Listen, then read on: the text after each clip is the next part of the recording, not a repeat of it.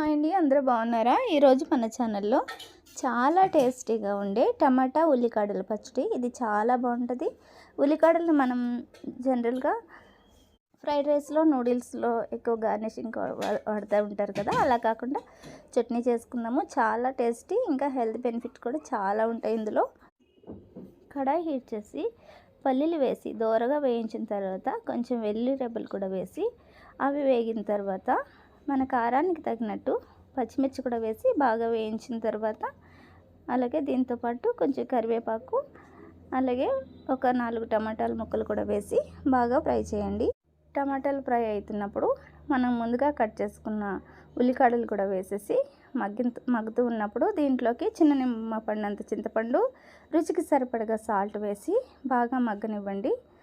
దీంట్లోకే కొంచెం జీలకర్ర కూడా వేయండి. అలాగే గుప్పుడు కొత్తిమీర కూడా వేసి బాగా ఫ్రై చేసేసేయండి. ఇది కొంచెం మగ్గిన తర్వాత స్టవ్ ఆఫ్ చేసేసి చల్లారిన తర్వాత మిక్సీ పట్టుకోవాలి. మిక్సీ పట్టిన దాన్ని పోపు కోసము ఆవాలు, జీలకర్ర, ఎండుమిర్చి, మినపప్పు, శనగపప్పు వేసి బాగా ఫ్రై చేసి మిక్సీ పట్టుకున్న ఈ చట్నీలో వేసేసేయండి. టేస్ట్ అయితే చాలా బాగుంటుంది. తప్పకుండా ట్రై చేయండి. నచ్చితే లైక్ చేయండి, షేర్ చేయండి, సబ్స్క్రైబ్ చేయడం మర్చిపోకండి. మన ఛానల్ని ఫాలో చేయండి. Thanks for watching.